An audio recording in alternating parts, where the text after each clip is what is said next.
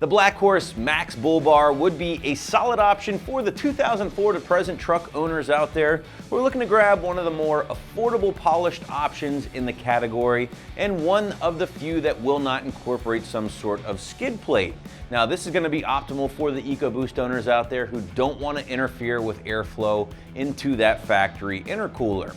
Your material will be full stainless steel throughout, while the finish will be the brightly polished option we've already talked about, and it will carry a 3-year warranty, all for right around $200.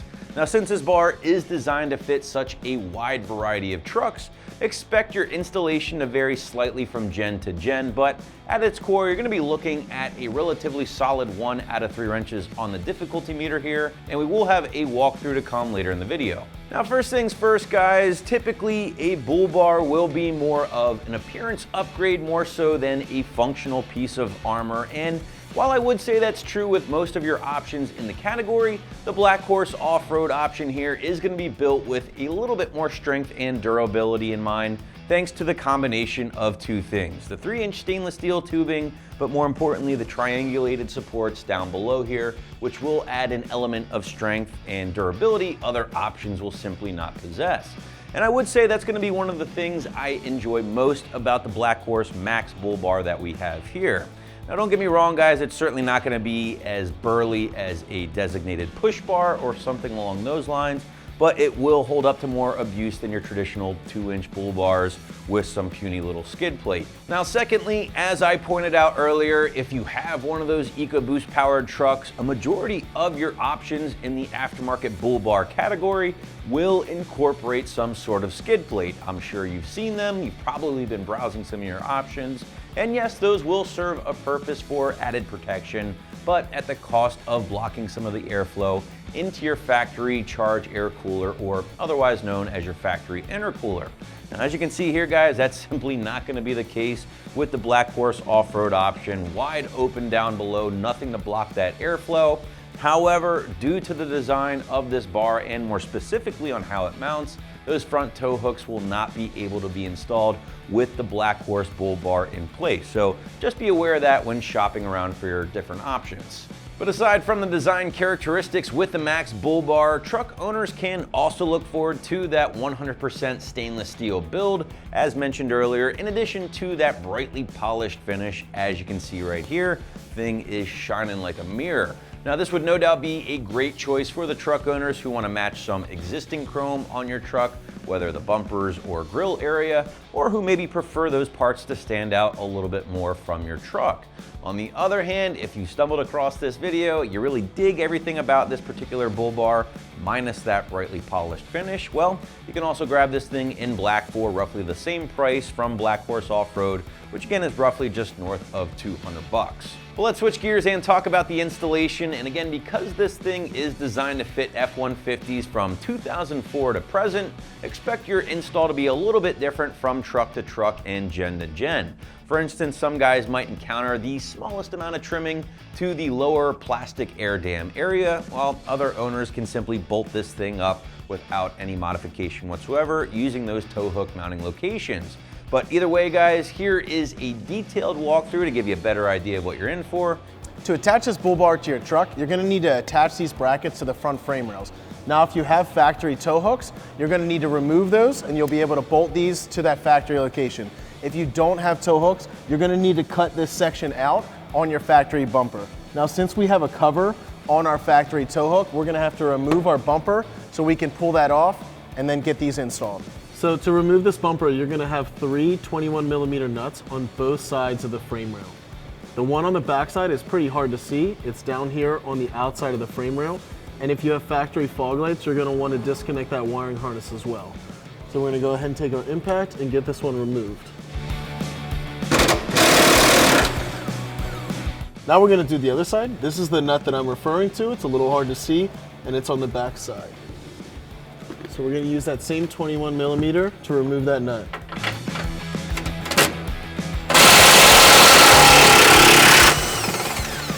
Next, we're going to remove these plastic panels so we can access the two 21mm nuts to remove this bumper.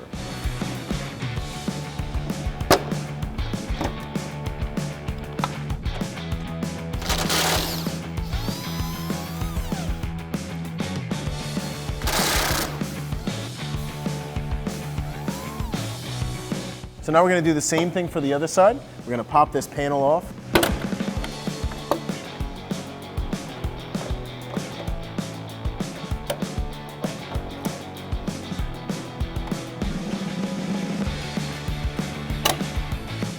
So before I get those two nuts removed, it'd be a good idea to have someone grab the other side of this bumper before we pull this thing fully off.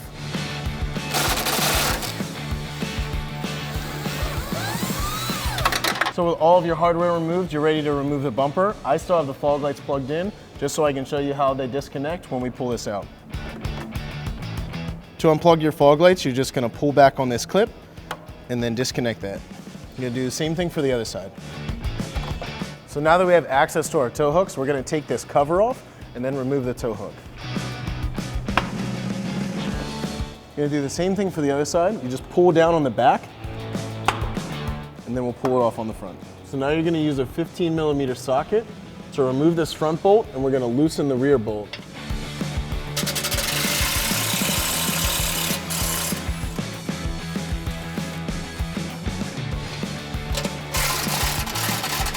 Once you loosen it, you're just going to slide the tow hook back and off of the bolt. Do the same thing for the other side.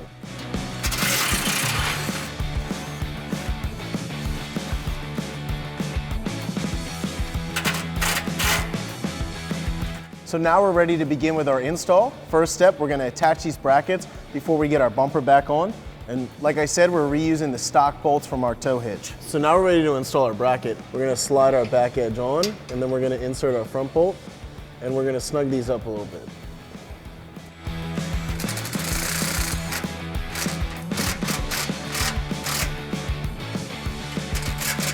You're going to do the same thing for the other side. Slide the back end in, and then we'll get the front bolt in. We're going to use our 15mm socket to tighten these up. You want to leave them a little loose so we can have some adjustment.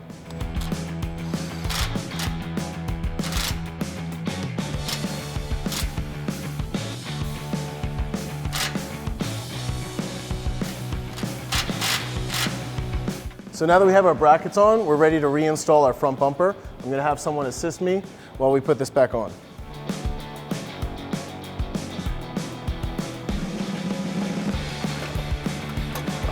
So now that we have our bumper on, we're going to reinstall the two nuts up top. We're going to use a 21mm socket to tighten those up. And as we tighten them up, we're going to try to center the bumper and adjust the height as best as possible.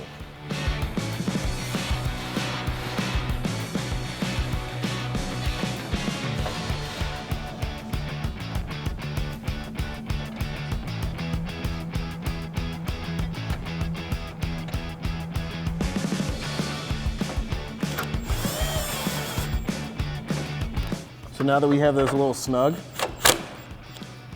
we want to take our bumper and we want to lift it up so we close this gap up here.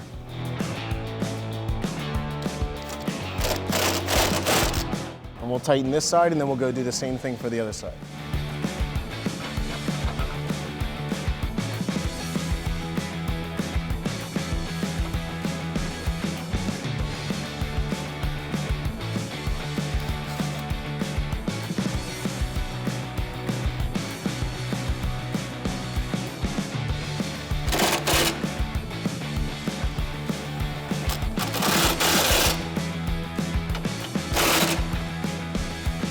So before we crawl under the truck to put that last nut and plug the fog light harnesses back in, we're going to put these on. So these just slap right on. You're going to orient that at the top, and that's going to go in that top hole.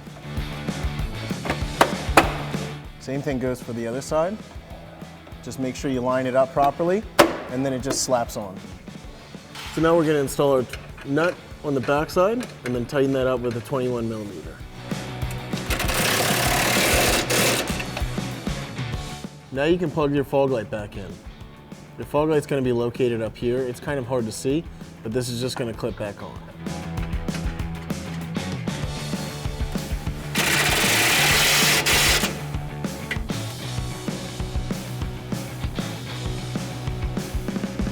So now that the bumper's on and tight, everything's plugged back in, we're ready to install our bull bar onto those brackets that we previously installed.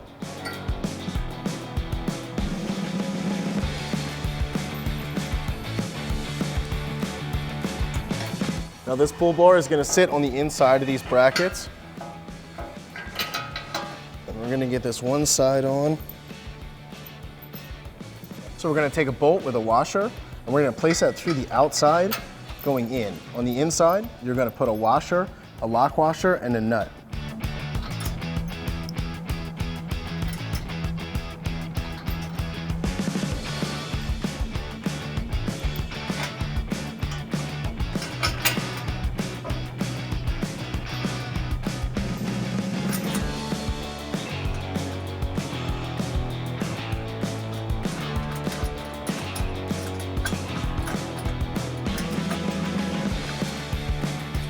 Same thing goes for the other side.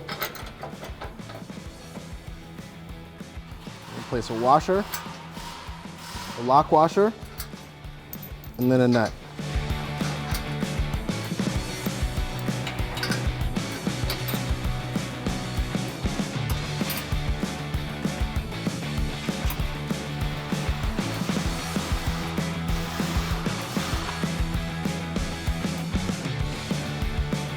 So with both sides in, we're ready to tighten these up. Now these have slotted holes so you can adjust the angle of the bull bar. We're going to use an 18mm socket and wrench to tighten them.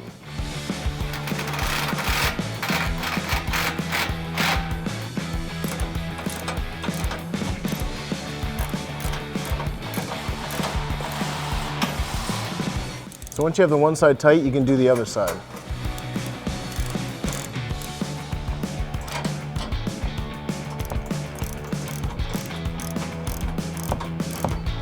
So we're going to get a little snug, and then we're going to adjust it to where we want it, and then tighten it up the rest of the way.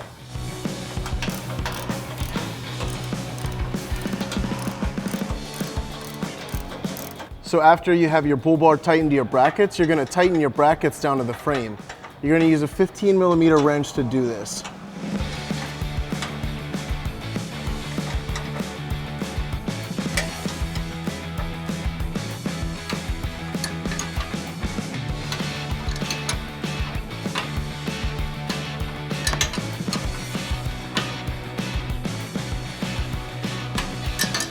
Gonna do the same thing for the other side.